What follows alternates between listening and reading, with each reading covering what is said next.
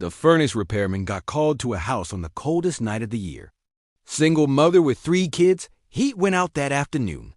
When he arrived at 9 p.m., she apologized for calling so late, but her youngest had asthma and couldn't sleep in the cold.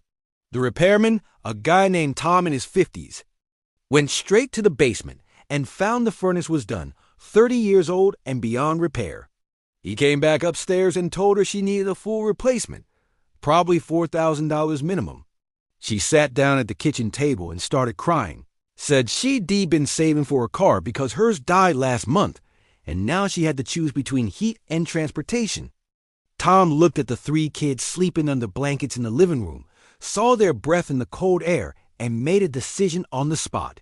He told her he had a used furnace in his warehouse from a house flip, still had good years left, and he could install it tonight if she wanted. She asked how much, and he said $800 for the unit and labor, which was less than a service call should cost. She said she only had $400 in her account right now, but could pay the rest in 2 weeks on payday. Tom installed it anyway, took the $400, and told her to forget about the rest. The house was warm by midnight, and the kids woke up sweating instead of shivering. 2 weeks later, she showed up at his shop with the $400.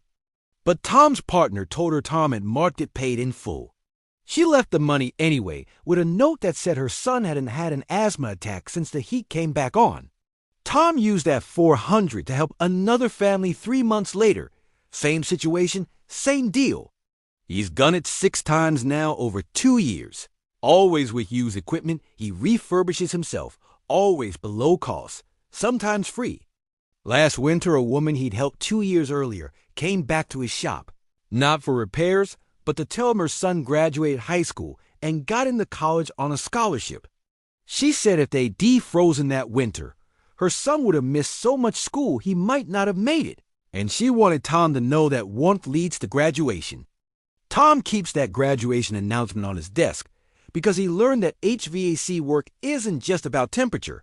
It's about creating conditions where kids can actually grow. Comment furnace if warmth is a human right.